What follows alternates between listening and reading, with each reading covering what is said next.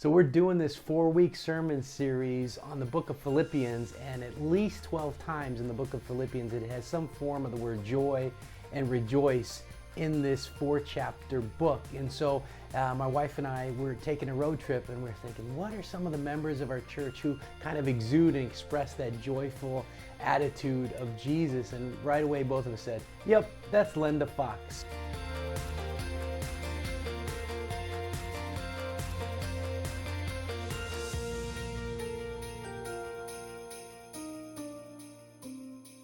Linda, as we were talking, when I first called you, I said, oh my goodness, this is absolutely a God thing, because literally joy is kind of connected to you. Tell us how that is. My name is actually Lenda Joy Fox. My mother named me Joy. So I've been calling Lenda Joy all my life.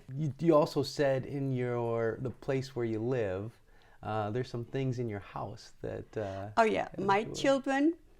Well, often at Christmas time or birthday time, Mother's Day time, I have pieces of joy, little statues of joy, little ornaments of joy. I have a joy cup.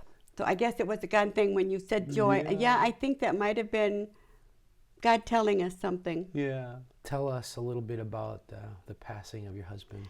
I was the caregiver for my husband. We had hospice come in and help. I was the one that spent time with him.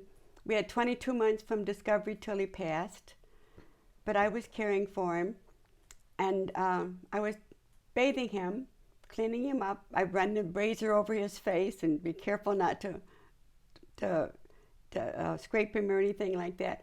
And he most of the time had his eyes closed, but I remember talking to him that particular morning, cleaning him up and reminding him that he had to be ready for Jesus when Jesus called him.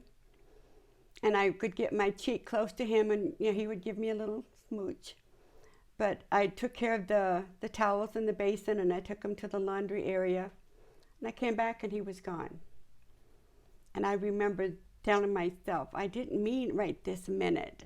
So after he passed, right, and you had the funeral, and sometimes you get flowers, sometimes you get gifts from different people. Tell us about that gift that you received. There was a special gift that came from a florist, and it was a throw for the couch, and it was a lovely, sweet sentiment on it that I looked at it and questioned it, because it says, if tears were steps and memories a lane, I'd march right up to heaven and bring you home again. Well, you know what? I would not bring him home. He's earned his right to be there. He's got all the happiness. Why would I bring him back to this? Mm-hmm. Yeah, because that's what we're studying Philippians, right? To live is Christ, and to die is he's got his reward. He's experiencing joy on all counts.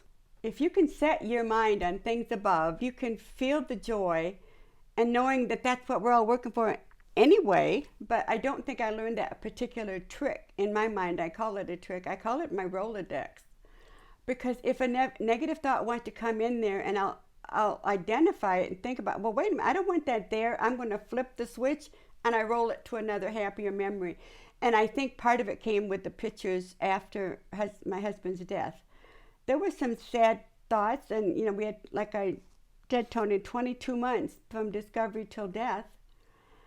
And some of those weren't happy memories. But there were so many more joyful ones, so I'll just say, no, I'm going to choose something else. One of my little standalone blocks says choose joy. I don't entertain bad thoughts. I'll find something that gives me joy.